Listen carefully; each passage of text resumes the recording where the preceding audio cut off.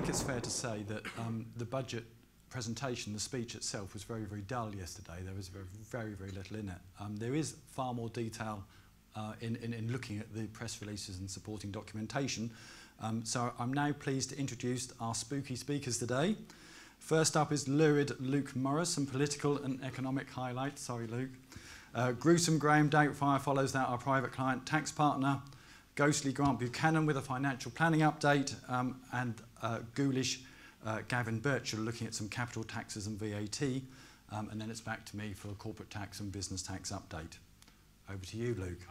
The final budget before Brexit is a once-in-a-lifetime opportunity to sell the United Kingdom as this vibrant, swashbuckling, international free-trading economy. Surely the chance to invoke radical supply-side reforms, to cut corporation tax and VAT, to become the Singapore of the West. Well, no, that didn't happen, did it? And actually, paradoxically, I think in these last few months before Brexit, my view is that fiscal Phil has probably made no deal more likely. I take the view that yesterday he could have taken the opportunity to flash a bit of ankle at the EU. He could have said what he would have done in the case of a no deal. And if he'd talked about a few of those things, I think they would have sat up a little bit. He didn't, so I don't think they will. Instead, he talked about potholes, and he referred to numbers that, frankly, will be probably lost in rounding. So with the limited content that Jason has already referred to, it's always useful, I think, to return to first principles.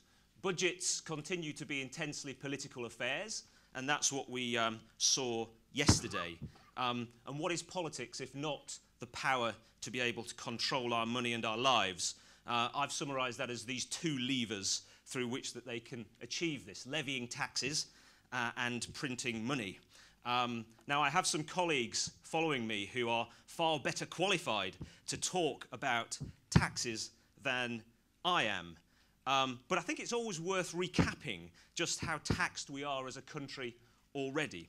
The tax burden is at a 49-year high, 34% of GDP, the highest since 1969. Fiscal Phil in the past has described himself as a man of sound money. And I thought at some points yesterday he seemed a bit narked that the Prime Minister had kind of pulled the rabbit out of the hat for him around the NHS spending.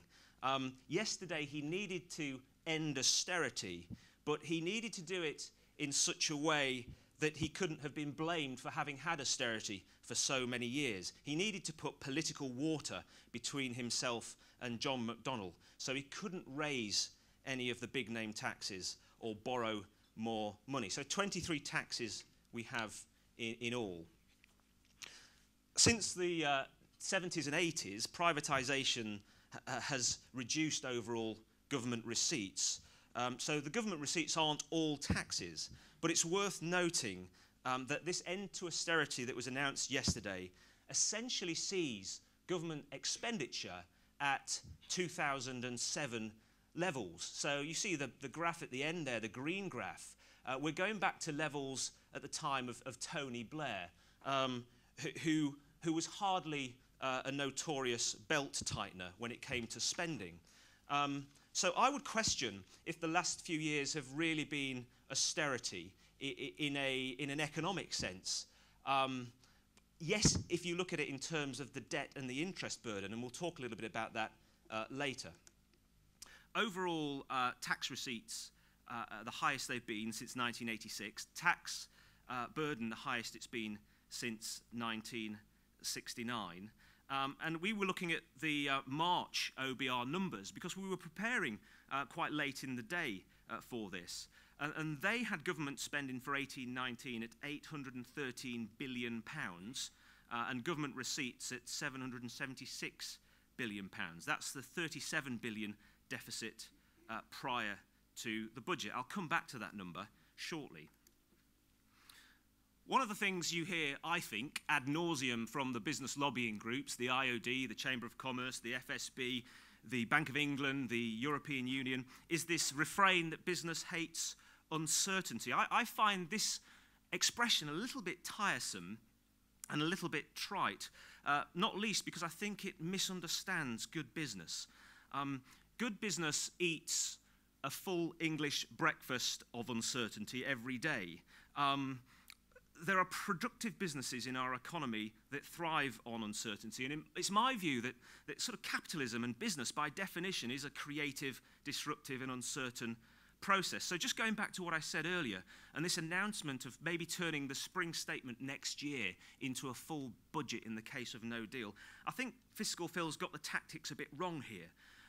By not contemplating a no deal yesterday, I think he's put himself in a position where it's almost a signal to the EU that perhaps he's not serious about it. So why would they concede ground? And paradoxically, I think that makes a no deal more likely. So remember that you heard that here first. So putting all these things together, slow growth or sluggish growth, though it's worth pointing out that it's growth ahead of where France and Germany is at the moment. Decent employment figures, already high tax burden, Brexit on the horizon, and an instinct to balance the books, which Phil could have done, means that in continuing to spend and to incur this 26 billion deficit down from my 37 billion is quite a big thing politically for him, quite a big thing psychologically, if not big in absolute terms. You know, 26 billion is 1% of GDP. And I sort of, having done these events a few times now, I do have a little bit of skepticism about OBR forecasts. I think any economic model that can't accurately model 7 billion individuals who are buying and selling in markets all over the world is inevitably going to be wrong. And we've seen that again with the OBR growth forecast being revisited. Austerity then. Language is a very powerful thing, isn't it? To me, this word austerity sort of conjures up images of Dickensian Oliver Twist workhouses. I don't think it is real in a Dickensian or economic sense, what I said about the tax burden and the spending earlier. But I do think it's alive and kicking, as we're seeing, in a very political sense. It's a motive, and it's a reminder, really, of just how much money we spent on bailing out the banks. Remember, back in 2008, the banks played with other people's money, which has become our money as taxpayers. And one of my favourite facts is around the United States and what the US spent in real terms in the 2008 bailout.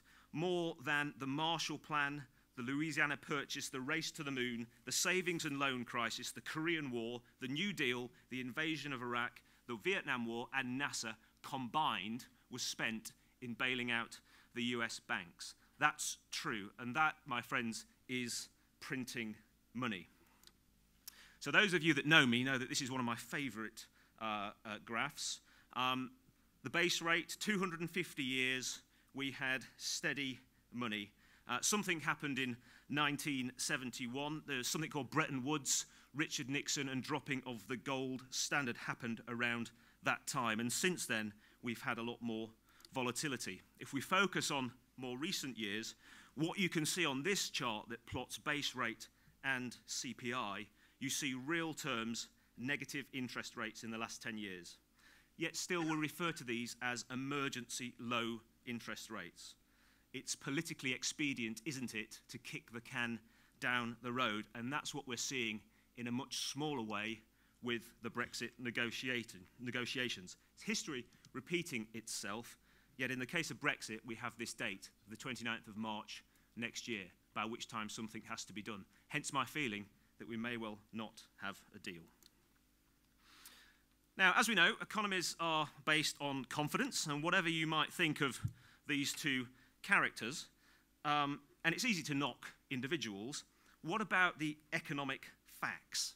Well, we can see from the world that whilst Europe is putting taxes up, America is lowering them and raising interest rates.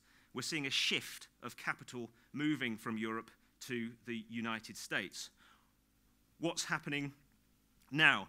You wake up every morning, you see news about the FTSE.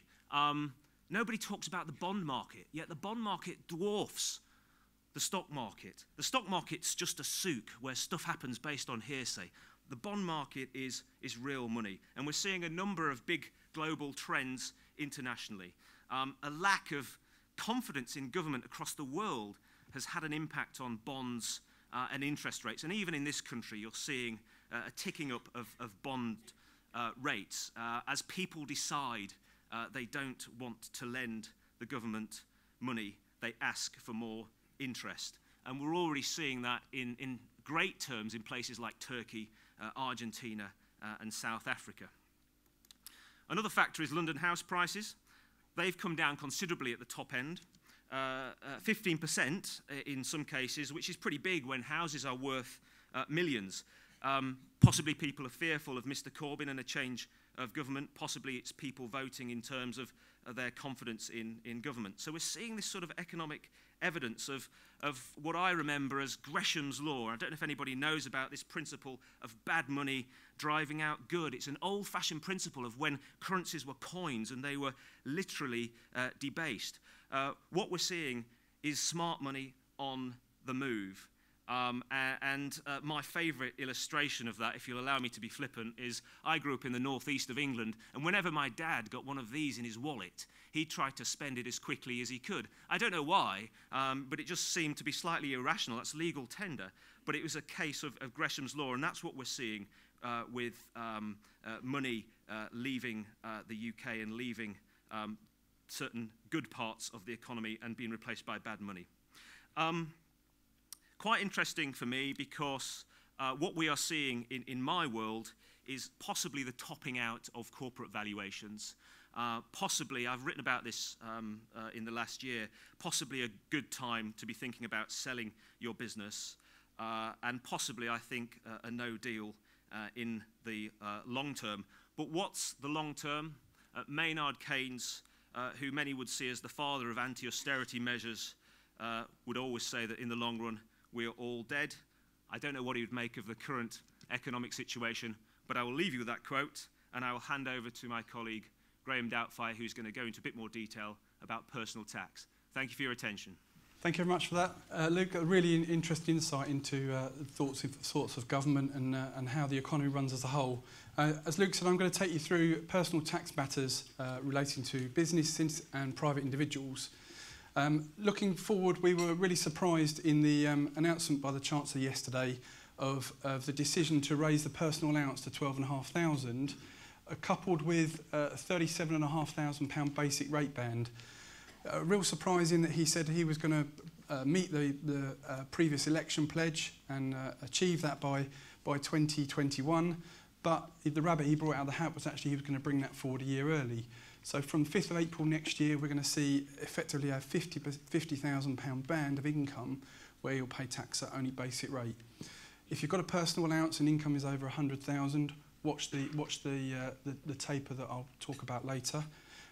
Equally for savers, no changes to the personal savings allowance, and also dividend allowance now sitting at a £2,000 level. The other aspect, as I spoke about, is the basic rate increasing to 37,500, so a £3,000 increase on that band compared to the current year. We still see tax rates staying exactly as they are, 40% up to 150,000, and then 45% thereafter. So no changes to the effective tax rates. One of the things we've seen over the last few years is dividends, particularly clients who run their own family business, now subject to much higher tax rates. No changes to those, but those tax rates now make a difference to how you might extract the money out of your business, particularly if you've got varying ways that you can extract money, which I'll cover on later. Key aspects are that dividends now in the higher rate band are taxed at 32.5% and 38.1% if you're an additional rate taxpayer with income over 150,000.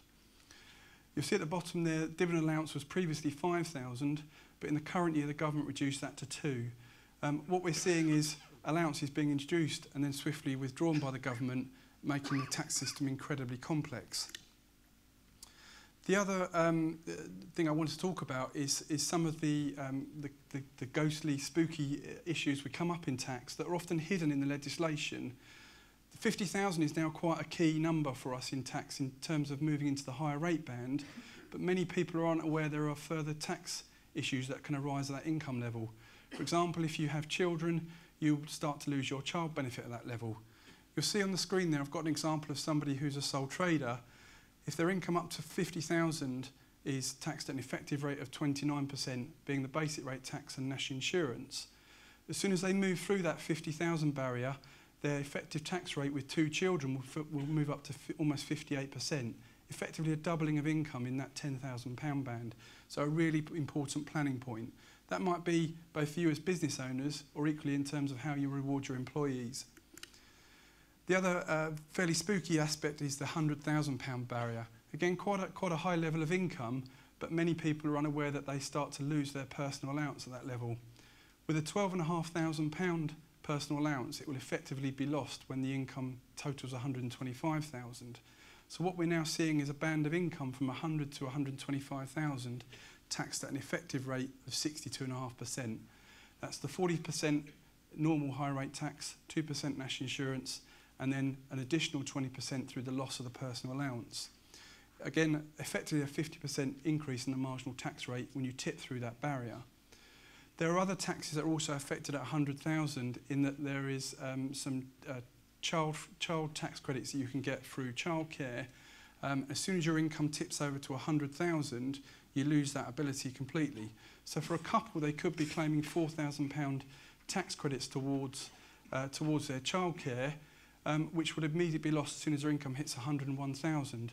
So at 101,000, we could see an effective 4,000% tax rate. Moving on, just want to talk about how those numbers haven't changed. The government are very clever at stealthily not raising allowances and thresholds. So the £50,000 limit when that came in, had it been increased by CPI, would now be 54,000. If we look at that another way, somebody earning 45, 46,000 when this allowance came in, or this band came in, they would now be falling into the £50,000 point at which they start losing their child benefit just through general inflationary increases in salary.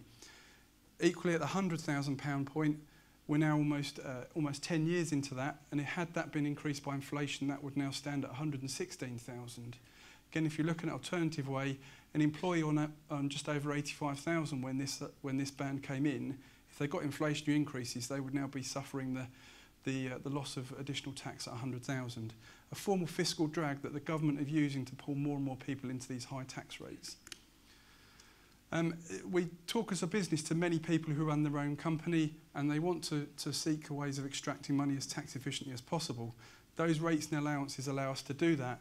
And on the screen there, you'll see a way in which you could extract as a family £3,500 a month, completely free of personal taxes. So moving on, I've got other slides. Scottish income tax, if you have anybody who has a home in Scotland, they have very different tax rates to us, much higher. So be aware of that. And also really just think about the reporting requirements. Self-assessment requires you to tell the revenue you've got tax to pay. They won't come and tell you. You have an obligation to tell them you need to file a tax return and deal with all these losses of allowances or additional tax rates. I'm aware of the timer ticking down on me, and with Jason over there might make me disappear in a green cloud of smoke. So I've got a number of other slides to rattle through. There's a lot of detail in them, so if you are affected by them, have a look at that in more detail. So the first is the non-domiciles in the UK. We saw some quite dramatic tax changes last budget that are now affecting those individuals. The predominant issue is people who have been resident here for 15 out of 20 years. They are now effectively treated like a UK taxpayer. So they are no longer able to benefit from keeping assets overseas. If you're somebody who might be affected by that, seek some further advice. And likewise, when we look at buy-to-let property investors, they're now in a period where interest rate changes are having a dramatic impact on their business returns. In particular, the restriction on interest, where they can only claim a 20% tax reclaim.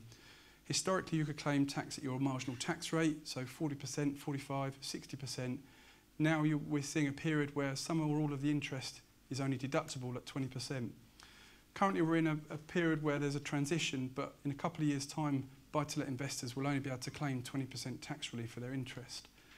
I've got some examples on the next slide, but to put that to life, I have a client who's got 10 properties. He's highly geared, so he's heavily invested, but we crunched his numbers and he found that although he was making a rental profit, once we looked at cash flow when these rules came fully into effect, he'd actually be in a negative cash flow situation because his tax liability would be higher than his income. Again, if you need advice on that, seek it from the team afterwards. There was one change announced yesterday in relation to property, which is renter room relief. People have been using this for the Airbnb type arrangement where they've let out their home while not using it. That's now no longer available, and you need to be in the house with the person occupying it at the same time to get renter room relief from April 19. The other changes, we haven't really seen anything dramatic, is capital gains tax. Now got a fairly stable period for the last 3 or 4 years. The capital gains tax annual exemption is increasing to 12,000 next year. But what we're seeing clients decide is perhaps to realise investments they may have held for a significant period of time that are having quite heavy taxable gains. With a low rate of capital gains tax we've currently got, now might be a time just to revisit things and remove some of those assets in your investments or your portfolio that might necessarily have a large part of your portfolio. So moving on, we've got other changes that were announced yesterday. A big surprise, principal private residence relief. From April 2020, the period where you can not occupy your home at the end of its ownership in a bridging period, normally when you sell one and buy another, is now going to be cut to 9 months. That was 18 months. Only a few years ago, that was 36 months. For the divorce and family lawyers in the room, that's particularly important if somebody moves out of the family home. Equally, we were really surprised to see lettings relief change yesterday. That's an extension to the principal private residence relief that now will no longer apply if you're not in shared occupancy from April 2020. So if you've got a property that has been your home and it's now being let out, now might be the time to look at selling it and bank that existing relief before it's lost. Capital gains tax on residential property, we're also going to see people having to make payments on account. So currently you pay it 31st January after the end of the tax year. For non-residents from April 19, they're going to have to pay that within 30 days. And for all UK taxpayers by 2020, they'll have to pay that capital gains tax within 30 days of the property sale. So it's key to get information available as quickly as possible. The other thing we've got is the government sort of targeting UK property. Inheritance tax is something that hasn't really changed dramatically over the last few years, but the one thing we do have is the residence nil rate band. Currently that stands at 125,000, but only a few years' time for a couple that would be 350,000. Complex legislation that the government are trying to introduce so that you don't get it, and in fact they made changes yesterday, quite technical changes, but it's something that if you're interested in claiming, you need to seek advice. The other change we had on inheritance tax is trust and the simplification of a definition of capital being added to another settlement. And the big surprise at the end of the budget was that the government spoke about changing the way and consulting the way trusts would be taxed to make them simpler, fairer and more transparent. Now anybody who knows in taxes knows when they hear those words that means generally tax is going to be higher rather than fairer or simpler. So it's a quick run through of a number of the tax changes that affected clients and business owners generally. Just some thoughts really to leave you with. There's multiple individual allowances to be claimed. Between a husband and wife, potentially there are 15 allowances that you can claim in addition to any investment allowances. Significant cliff edges means that if you drop over at income level, you're going to have a major marginal income tax rate. Think about self-assessment tax returns if you're not filing them, and look at the family business. Extracting money out of your business can be done tax efficiently. Changes over the last few years mean that might need to be revisited, and inheritance tax planning, the review of your will, particularly important. So I'm now going to pass you over to Grant Buchanan, who's going to take you through some of the financial planning aspects. Thank you very much for that, Graham. Good morning, ladies and gentlemen. It's great to see so many of you here again this morning.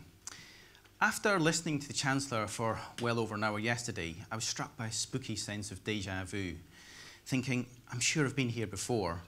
And what I mean by that is that there wasn't a lot of change in the budget for us on the financial planning side. That was very reflective of what happened last year. I think what surprised me particularly is that in the precursor to the budget, there was so much talk about eye-wateringly expensive pensions. There's 36 billion of tax relief that was provided on pensions. And thinking back to what Luke said earlier, the tax take from the government is at its highest level ever, so it wasn't perhaps surprising that they might attack pensions further. But I'm pleased to say they didn't. And let's just remind ourselves about how valuable pensions are in generating some tax relief for individuals. Down the left-hand side, we can see the effective rate of tax relief that is applied on making pension contributions. For basic rate taxpayers, that's 20%, rising to 40% for higher rate. Additional tax rate payers at 45%. And there is this hybrid rate at 60% where you start to lose your personal allowance. So there's no doubt that pensions remain a very, very valuable tax planning tool. The question I have in the back of my mind is that things seem to be going well for the government at the moment. They've got good high tax receipts and everything seems to be well. But if that changes in the future, I do wonder if some of these reliefs may go, and perhaps we should be using them whilst they're still available. The key point here is that that tax relief is given up front by the government. So if they do want to cut it in the future, that is an immediate tax saving for them. But on the right-hand side of that table, you can see the effective tax saved when you draw the money in retirement. So it is possible you might get 60% tax relief up front, and effectively if you draw your pension at 20%, you're getting 112% effective tax rate on that money paid in. So the tax relief is high, but how much can you pay into the pension? Again, largely this has been unchanged in the budget. The annual allowance remains at £40,000, but that may be restricted for higher earners, and I'll cover that in a little second. There is a unique opportunity at the moment to carry forward previous unused allowances, and from the end of this tax year that starts to taper off. So if you have got unused allowances from previous years, you can carry those £40,000 contributions forward, and before the 5th of April, it is possible to make a pension payment of up to £160,000. Thinking back to how things may change in the future, perhaps it's worth considering that now, because it may well change down the line. If you have already commenced pension income, you'll be restricted to making £4,000 pension contribution. I mentioned that higher earners are restricted in how much they can pay in, and this is called the pension annual tapered allowance. The key figures here really are once your income or adjusted income gets the level of £150,000, for every £2 you're over that allowance, you lose £1 off your annual allowance. So the maximum loss effective is £30,000, leaving with that minimum £10,000 contribution. Key points to note here are that what counts as adjusting earnings is rather complex. So any company contributions or auto-enrolment contributions that may be going in do count towards that. So some careful planning is required. The lifetime allowance, that is the maximum amount you can have in a pension, and that has largely been left unchanged. There's a modest increase to just over 1.1 million at 1,055,000, unless you have already got protection in place. And that will continue to be increased at the rate of CPI. There is still some options to protect your pension if you haven't got protection in place. Key figures to bear in mind here is that if your pension was at or near £1 million in April 2016, there are some transitional protections still available. The reason that's important, if you go over the lifetime allowance, you effectively walked into a 55% tax charge if you draw anything out of the pension as a lump sum.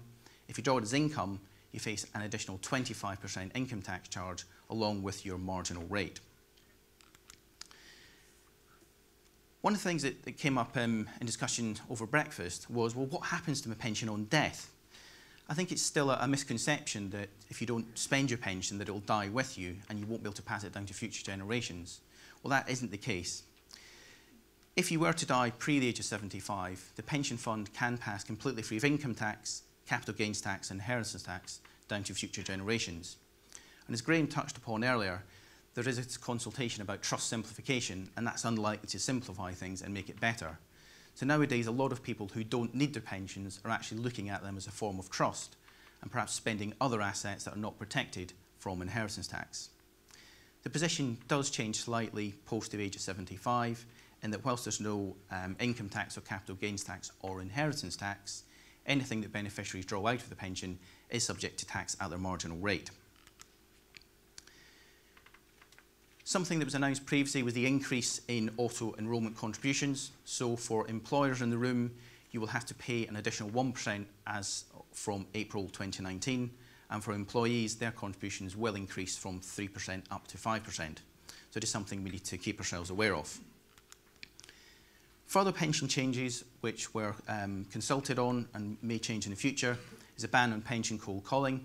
I think we've all had experiences of people phoning up and trying to offer us spurious investments into Spanish properties or car parks.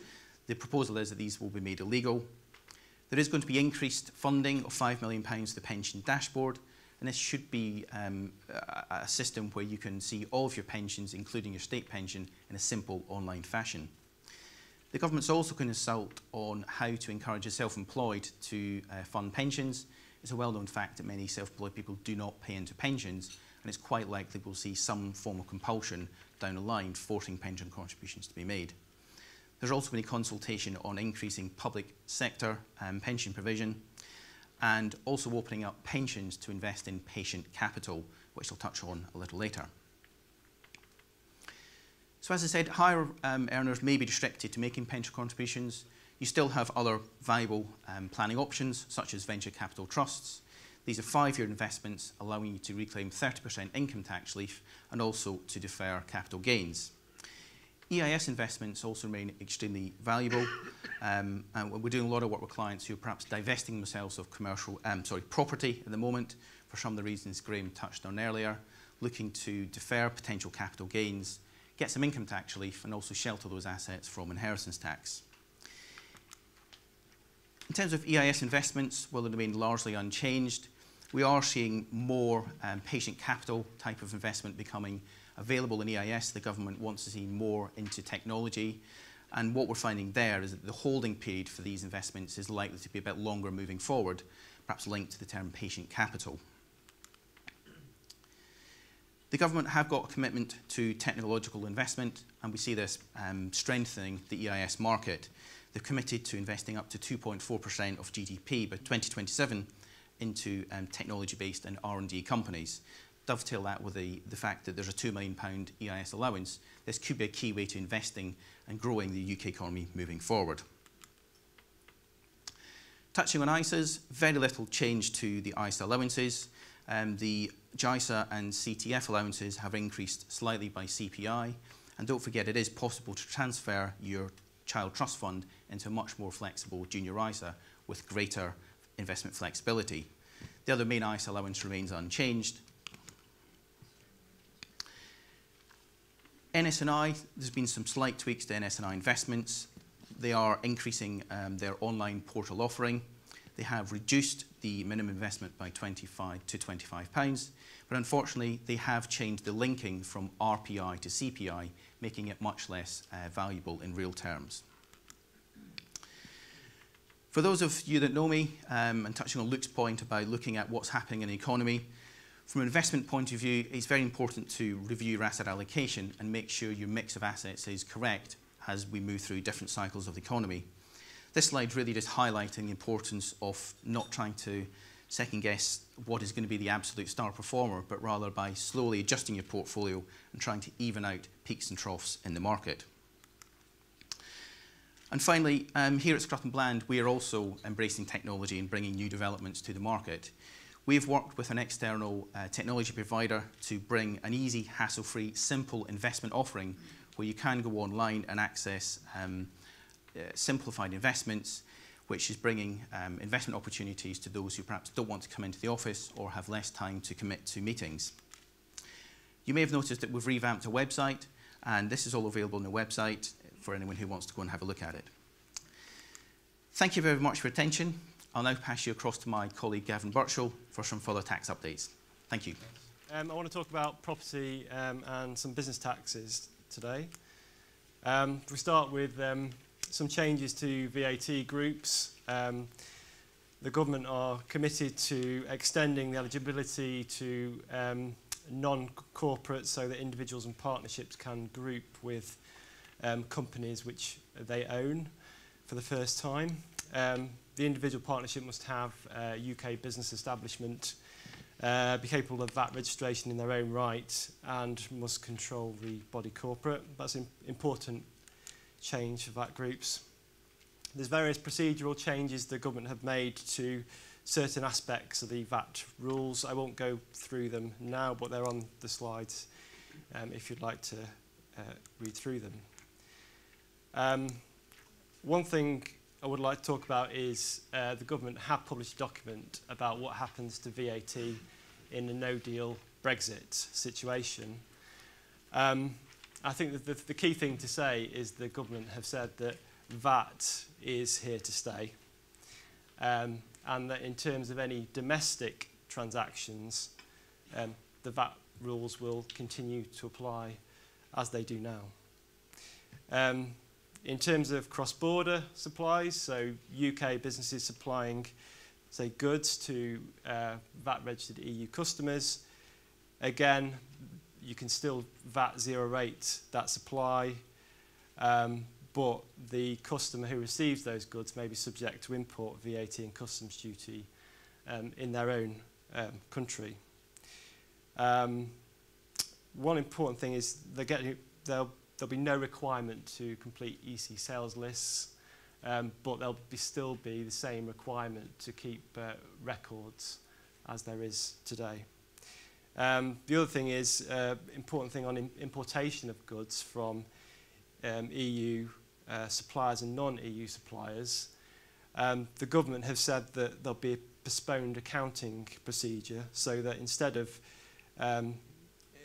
UK businesses having to pay over VAT on importation, instead they'll simply pay that money over when they complete their VAT return. There have been some minor announcements in relation to supply of services. At this stage, there's very little detail on those. In terms of sort of property and construction sector, I mentioned this last year, and this is to say that the government is committed to implementing the VAT reverse charge on the construction industry, and they'll come into effect on the 1st of October 2019. And the government have said that they've actually published a draft legislation now, so the rules are a little bit clearer. But the key aspect to these rules is that if you've got a typical subcontractor-contractor relationship, instead of the subcontractor charging the contractor VAT on the services they provided, instead it will be up to the contractor to pay over that VAT to HMRC. Now, certain suppliers are excluded from this regime, so for instance, architects' fees, surveyors' fees, they don't fall within the scope of those rules. And anyone who is supplying to somebody who's not going to make an onward supply of construction services, those types of services are also excluded from the regime. One thing to say on this is there's definitely more onus on a construction company in making sure that they've operated the VAT rules clearly and know what their end customer is doing with supplies they're providing. There's also various things on the different types of VAT rates. Construction companies need to be very alert to the nature of the supplies that's being provided. A key change on stamp duty, land tax, extension of first-time buyers relief to in cases where people are purchasing shared ownership properties. These type of purchases are becoming increasingly popular with the affordability gap becoming larger. Previously, you could only get the first-time buyers relief on purchase of these type of properties where you were actually electing to pay stamp duty on the full market value of the property. You'll now be able to get that first-time buyers relief on purchasing the first share under your co-ownership agreement. But obviously, there's no relief there if that property is valued over £500,000. They're extending the time limit for claiming repayment of the 3% surcharge. These typically apply where you buy a property intending it to be your main residence, but you still haven't sold your old residence. There used to be a very narrow gap for claiming the refund, and that's being extended. They'll be reducing the time limit to file SDLT returns from 30 days to 14 days. and that'll be effective from 1st of March 2019. You'll have seen the government announcement on reduction of business rates for retailers being reduced by 1/3 for businesses with a rateable value of less than £51,000. And also the government are talking about reforming property developer contributions, things like looking at the way community infrastructure levy works and Section 106 obligations. There's a reform to the EIS rules in terms of approved funds. Again, going back to Grant's point on the government's commitment to research and development, they're making these funds look towards investing in these types of companies by giving them sort of increased tax breaks. Entrepreneurs relief, there's a couple of key changes on this one. There's 2 new additional tests which will have to be satisfied to claim entrepreneurs relief, and that is the investor must have a 5% interest in distributable profits of a company and 5% interest in the net assets of the company. At the moment, the only requirements are that you must have a 5% rights to vote in the company and 5% of the issued share capital. So this might mean that growth shares will no longer be able to benefit from entrepreneurs relief.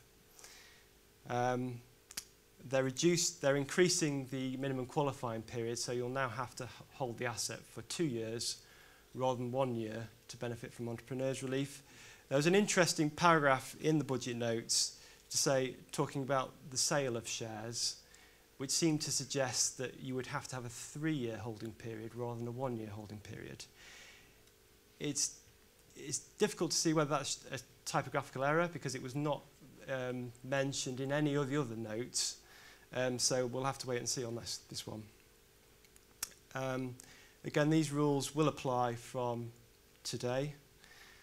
There's also an extended relief where someone holds a 5% shareholding and they're then diluted because another investor has come in, which has meant their shareholding has reduced below 5%.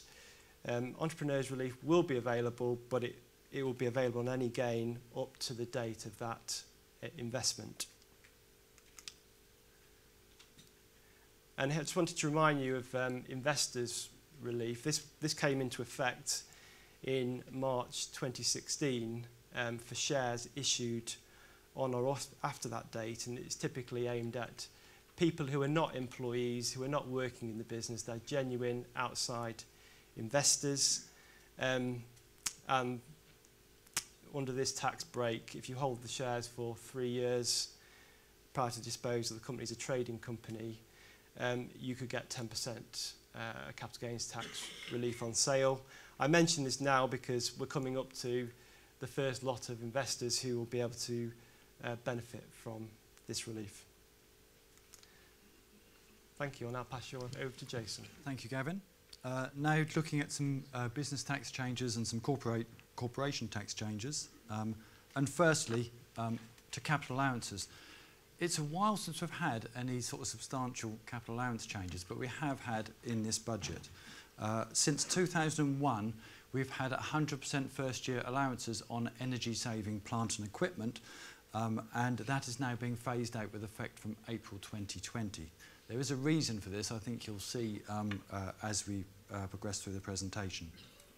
You still get 100% capital allowances for electric charging point equipment, but that has to be at the employer's premises, and those are for any electric charge points and equipment that have been installed after the 23rd of November 2016.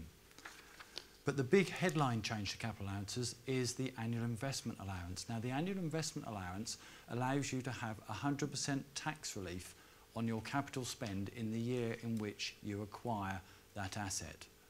And they've increased the current limit of £200,000 up to £1 million for a temporary 2-year period. This was completely unexpected, and it will boost those wanting to invest in their business. Now, annual investment allowances started back in 2010, and they started at a level of £50,000, and they've danced around all over the place since then. In 2012, they went up to 100,000. They went down for a 9-month period later that year to 25,000. 2013 up to 250,000. 2014 to 500,000, and then we had a new set level of 200,000 set in the legislation from 2016, but they've changed it once again. A 2-year temporary increase to £1 million. Remember, that is great. You get your tax relief very, very, very quickly, but remember, if and when you sell or renew the asset upon which you've had full tax relief, you're going to get a balancing charge. So please plan ahead, and the timing of expenditure is really, really crucial, because these changes come into effect from the 1st of January next year, and if your accounting period spans that date, it's really important that you get your timing right and you seek advice. There are some very unexpected outcomes when you look at the detail of that. So, special rate allowances. This is a special rate pool which is currently at 8%. It goes down to 6% from April of next year. And really, we're talking about integral features here. So these are moving and working items performing a function which are included and integral and fixed to a building, to a structure. So a slight reduction there. But what we had completely out of the blue is tax relief on buildings and structures. We haven't had that for a number of years. This is only 2% per annum, so it's going to take you 50 years to get your tax relief on your building. But what they have done is they've extended it to a very wide range of buildings. It's not available to dwellings or residential buildings, but it is available to commercial buildings generally. Historically, we had industrial buildings allowances, which was at 4%, and that was very much on certain types of industrial buildings and factories. So this is a very good and welcome announcement, I think, but as I say, it is tax relief on a drip feed over a very long period of time. One good thing about it is there's no balancing adjustment on sale. You basically transfer over the asset to the purchaser with any remaining allowances to write off over the remaining 50-year lifespan. Van and fuel benefit charges, just increases in RPI and CPI there. No changes on capital allowances, but just to recap on capital allowances on cars, these are determined by CO2 emissions per grams per kilometre, and up to 50 grams per kilometre you can get 100% first year allowances. Between 50 and 110 grams per kilometre you can get 18% in the main pool, and over 110 you're down to 6% now rather than 8%, but you cannot use your annual investment allowances on cars. They are not qualifying assets for the purposes of the new £1 million allowances. Corporation tax, no changes in the main rate of corporation tax. It remains at 19%, and we still have the government pledge to reduce it down to 17% by 2020. But what we have had here is some tweaking and some changes of the corporation tax losses. We've had lots of really positive changes in the last few years, and as I say, these are very tinkering of the rules. We've got some amendments to terminal loss relief where you take a 3-year look back, and if that 3-year look back date is in the middle of an accounting period, we've got some more calculations to do and more changes. And there's also some announcements in there to make sure that group companies only claim what they're really entitled to claim rather than trying to claim more than they're specifically entitled. And finally, the bullet point at the bottom there talks about capital losses, and there's a restriction this year on capital losses brought forward against gains where they're restricted to £5 million. Above this level, there's a restriction of 50% of the gains being able to be used by losses brought forward. So these align the rules for capital losses brought forward to the trading losses brought forward that we've seen in the last couple of years. R&D, the government still encourages R&D relief. It's a great relief. It's 230% of your R&D spend if you're an SME, and an SME is any business, any company that is below 500 employees with a balance sheet with a turnover of under 100 million euros or a balance sheet of under 86 million euros. Any losses created as a result of that enhancement can be surrendered for a tax credit of 14.5%, and what we've got this year is some changes to say that there's a limit on how much tax credit you can have. You can have 3 times the amount of the PAYE liabilities that the company has incurred in the period. This is still subject to consultation though, and it is again slight tweaking. But it's fair to say that HMRC have suddenly cottoned on to abuse within the R&D claims and whether they are qualifying claims, but they're trying to balance this with meeting their target of 2.4% of R&D spend of GDP by 2027. Currently the level is only 1.7%. So they're trying to balance, trying to police the system with allowing more relief to be claimed. Off-payroll working in the private sector, last year HMRC introduced anti-avoidance rules for personal service companies. These are typically one-man band companies that provide their services through a limited company, and they introduced rules whereby if they were operating in the public sector had an obligation to consider whether PAYE ought to be applied on those payments. In other words, is an employment relationship existing if it were not for the company being in existence in the middle? If that was the case, PAYE needed to be operated. And they're extending those rules into the private sector, but the problem we've got there is they're saying that the smallest 1.5 million businesses are exempt, but they haven't defined what they are. What they've also said is large and medium businesses will have to have longer to adjust. Well, we know these rules come in 2020, but we don't really know what the definitions of the small and the medium and larger businesses really are. To assist in this, they've introducing a CEST, a check of the employment status for tax service from HMRC, and this will be a click-through sort of flowchart, if you like, online flowchart that will hopefully help people and guide people as to whether they will or will not have to apply the PAYE. As I say, we're waiting for more consultation on this, and this was announced that this would be introduced this year. Some national insurance changes. We're not going to see any Class 2 national insurance disappearing in this budget. That's despite the pledge at the outset. We've got some further reforms on termination payments and income from sporting testimonials, which were announced in 2016. We're still waiting to see the legislation on that for that to be enacted. We've also got a reduction in the employment allowance for employers with a national insurance liability that exceeds £100,000. In other words, it's small companies that will still get their £3,000 employment allowance each year. Larger companies over £100,000 PAYE liabilities will no longer be able to get that.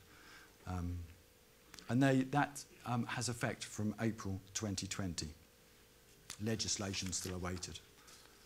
Some other announcements there. Charities have a £5,000 small trading exemption, and that increases to £8,000 if their turnover is under £20,000 per annum, and up to £80,000 if it's over £200,000.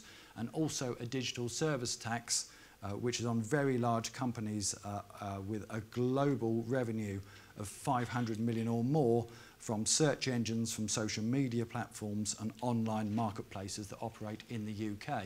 It's making sure that the UK get their take of the tax entitlement. And also there's a reform, the final bullet point there, of corporate intangibles relief that's aimed at partially reinstating relief for acquired goodwill, something that has been tinkered and changed many times in the last few years. Making tax digital, this is now upon us for VAT returns after April 2019, and further dates and timelines are announced to make sure that further taxes follow suit. What this basically means is you can't just summarise everything and put the totals in a report to HMRC. You need to report all of your transactions. In doing this, you're effectively giving HMRC way more information than you are at the moment. There is no software provided by HMRC. You have to use third-party software. Cloud accounting software is the way forward for this, and our SB Live proposition links extremely well with the MTD proposition. Avoidance and evasion. Some new rules, once again, to increase the HMRC's ability to recover tax where it should have been paid over to them and hasn't been. Where there's a deliberate insolvency, and they're also making themselves a preferred creditor to make sure that they're getting the tax take from everything that a company and business collects on behalf of HMRC. But look, there's a whole raft of others coming on here as well. The revenue is committed to tackling tax avoidance and evasion, aggressive tax planning and non-compliance. Since 2010, it's collected 185 billion and introduced over 100 measures to crack down on those who plan aggressively. The tax gap is the lowest for 5 years at 5.7% in 2016-17. The tax gap is a difference between what is assessed to be collected and what is actually collected. So they've done a very good job in actually collecting in the tax that they feel is due and payable.